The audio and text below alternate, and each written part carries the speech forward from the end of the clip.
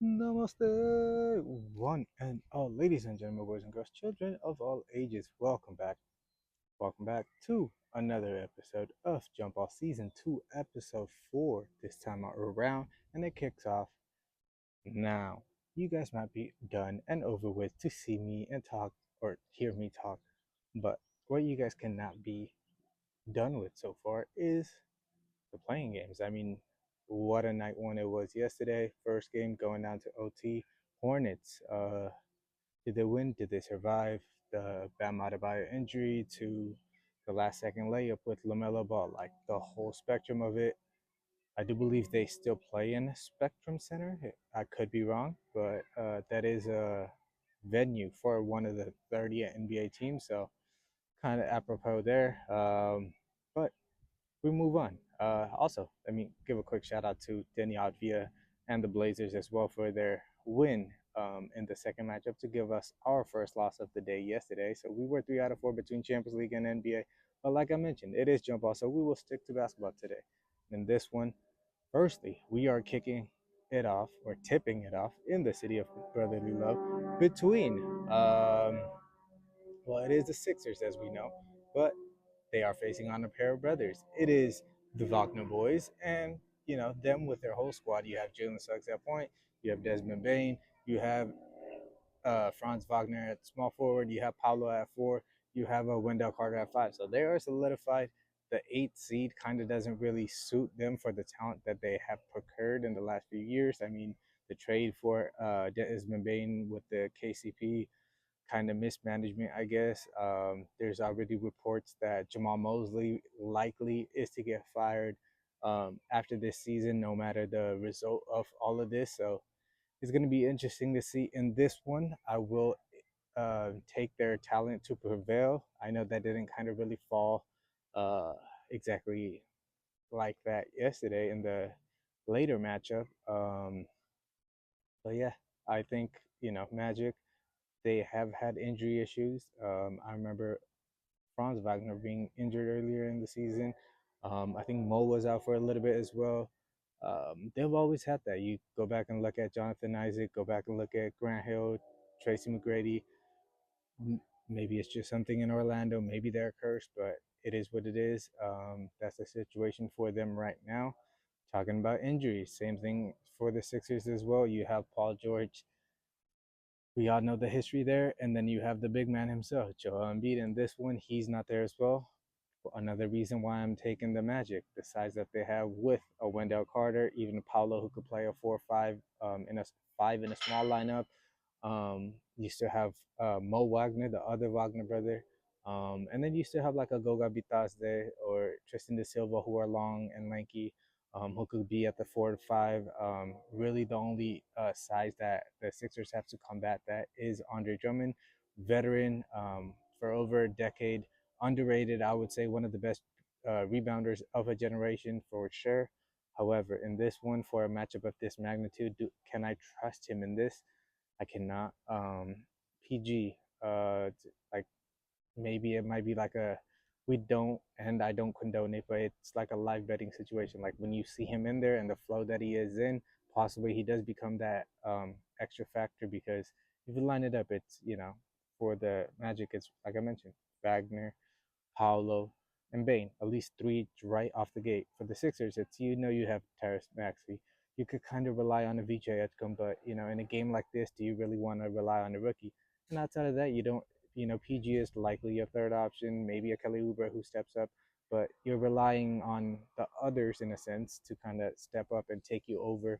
And that's a tall task to ask for. So it's going to be a tough one. Kelly Oubre, like I mentioned, he's going to have a battle at hand against Jalen Suggs. Got to give him his respect. National champion with Wama blanking because they have not been back. Gonzaga, there we go. That's where he is from. He's been there, had a big moment shot back in the NCAA tournament. So he has played under pressure before. Outside of that, it is speed versus size. The speed that Tyrese Maxey, that VJ Edgecombe, and those guys play with. If like they defend decently well and they could get out on fast break, cause you know a little bit of chaos on the defensive end. Possibly they squeak out um, with the win at home, especially with the Philly crowd. They should be getting, jumpy.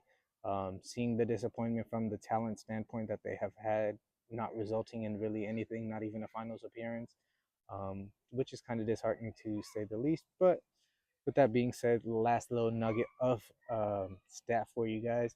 Sixers, we have 5.7 blocks per game, fourth in the NBA. So even, like they might be little, but they get after it.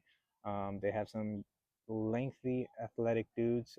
Quentin Grimes might be somebody who we might have to watch out for.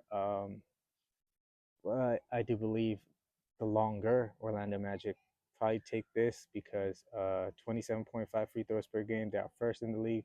If Drummond or Barlow get in foul trouble, they don't. Sixers don't really have size to combat the Magic. So even on the road with a 5-2 April compared to a 4-3 April for the Sixers, I am gonna take the Orlando Magic. Yes, on the road. And the Sixers, we'll still see that matchup against the Hornets. We'll get to that when that comes around. And the last matchup at hand, you already know what it is. It is our Dubs taking on those LA Clippers down in LA. And in this one, drum roll please. You see me, I'm repping the Bay. So we are gonna live and die with our Dubs until, they're not there. So Steph Curry, minutes restriction, doesn't matter. He's there. Draymond Green did not play the season finale against the Clippers, neither did Kawhi Leonard. So how does that kind of combat each other in this matchup? That's going to definitely play a factor because defensively or offensively, um, it's going to be a tough go at it for the Warriors. They are tall, something that they have not been in almost a decade of their championship. But in this one, like I mentioned, I'm still taking my dubs. No matter what you say, I am taking my dubs. But it is a hard one because it has been a 1-6 April. It has not been a lot of wins. The only win came in a close win against the Kings, and then they got their get back. You can kind of blame it on the injuries, but Jimmy Butler in January. You want to go to Moses Moody. You want to go to the 27 games that Stephen Curry missed. You want to go to the sciatica issues that plagued Al Horford, that plagued Seth Curry. Draymond Green has missed games. Guy Santos has missed games. Like across the roster, they have missed games, and it's year after year and after year and after year. And as they are aging, it is only going to make it worse. So for these old guys, they maybe have one last go at it. Is it this year? You gotta get out. I mean, we have been the perennial play-in team out of the West. If Jimmy Butler and Moses Moody were still healthy, do I still take our team? Obviously, and I take them all the way to the finals, possibly winning a championship. Do I envision that now? I do not. But do I envision them and their chemistry? Because no matter what, no matter the squad that they have had around each other, the one thing that you could say about the Warriors has been that the way that they flow. It's just beautiful to watch. It's a mix of Spurs, kind of like with a tweak of the Warriors, from Run TMC to a mix of the modern and everything in between, and that's what makes the team great. The talent that Steph has been surrounded by has been, I mean, compared to LeBron, it's laughable, but it is what it is. That's why Steph Curry is what he is. He has a minutes restriction, so does KP, so does Al, I do believe. So if this game goes to overtime, it does not fall in our favor. Gotta see what the minutes look like for Kawhi. The young legs on Ben Mathurin, the young legs on Darius Garland do scare me. However, I do expect GP to play defense on a Garland, Ben Mathurin, hopefully Guy Santos. I don't think he stops Ben Mathurin, but I think he can definitely be slowed down if you keep him around 20 and not let him get to higher 20s, possibly 30. Keep Kawhi at his 30 range. If you could keep Garland around 20, then you just try to fight off the others. You possibly have a chance, especially with the new environment that they have created with the wall. Clippers have started to create their own identity. They have a veteran in Kawhi Leonard that they could lean into for years to come. They have a excellent head coach in Ty Lue, who switched their season around from how we started the season talking about CP and the amount of losses that they had accumulated to now we're talking about them, beating the Warriors. They move into the next game against the Suns. Now it might be a toss up. Possibly Kawhi Leonard goes into Phoenix, comes out. Now they move in as the 8th seed against the OKC Thunder. It's a fun matchup. SGA against his old team. That's a storyline in itself.